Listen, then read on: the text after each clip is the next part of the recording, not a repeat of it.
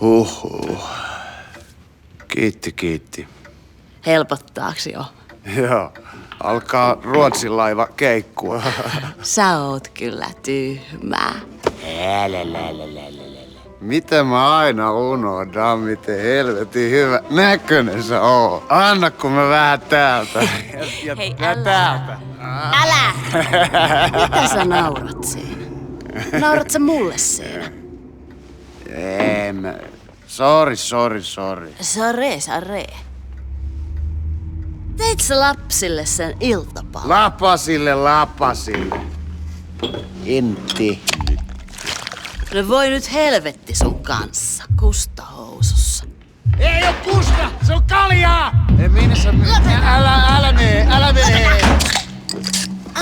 Oho. Äiti täällä vähän kaatuilee. Miksi niiden pitää käyttäytyä noin?